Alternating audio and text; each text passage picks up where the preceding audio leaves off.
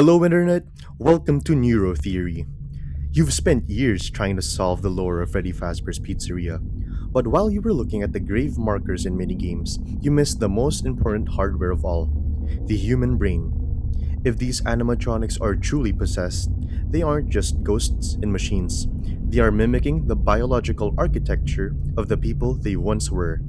Today, we're surviving 5 minutes of nursing school by breaking down the divisions of the brain using the ultimate test subjects. Close the doors and check your power because we're diving right into the Afton brain map right now. Welcome to night 1. We're starting at the base, the hindbrain. Think of this as the animatronic endoskeleton. It's the stuff you don't think about, but if it fails, the whole show is over. First, the medulla oblongata. In nursing, we know this as the boss of autonomic functions: breathing, heart rate, and blood pressure. Even a spring-locked William Afton needs his medulla to keep those involuntary gasps going. Next, the pons. It's the bridge between the cerebellum and the rest of the brain, regulating sleep and facial expressions. And finally, the cerebellum. Look at Foxy.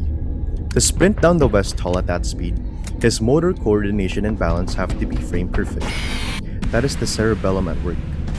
If Foxy had cerebellar ataxia, he'd be stumbling into the walls instead of your office. Night 2. Things are getting aggressive. We're moving to the midbrain and the limbic system, the emotional motherboard.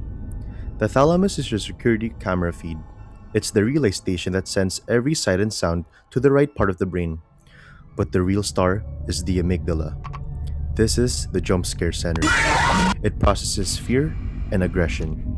When Chica stares at you through the window, her amygdala is likely in a state of hyperarousal, triggering a fight or flight response.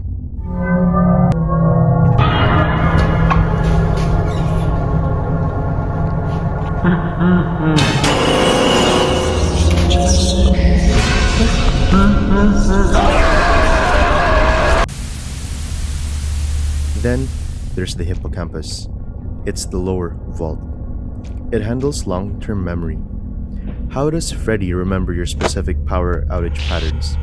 He's encoding that data right into his hippocampus. And don't forget the hypothalamus, regulating homeostasis. Hunger, thirst, and temperature. Why does Chica love pizza? It's because her hypothalamus is telling her that she's starving for lore and starving for more. Night 3 and 4. We've reached the forebrain, the most advanced part of the human experience.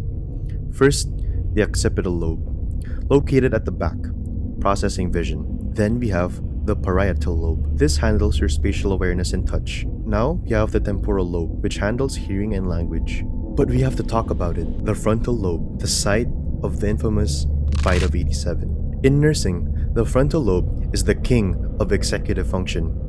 It controls personality, planning, and, most importantly, impulse control. When a victim loses their frontal lobe, they don't just lose memories, they lose the filter that makes them human. Without a frontal lobe, you aren't a person with a plan. You're just a machine following a script. Night 5. Let's recap. From the hindbrain's basic survival, through the midbrain's emotional jump scares, to the forebrain's complex logic, the brain is the most intricate animatronic ever built. Understanding these divisions isn't just lore, it's critical for nursing.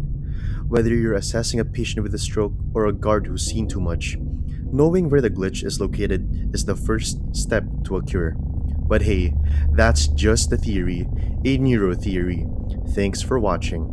And remember, check your lights, stay hydrated, and don't let the frontal lobe get nipped. See you in the next rotation.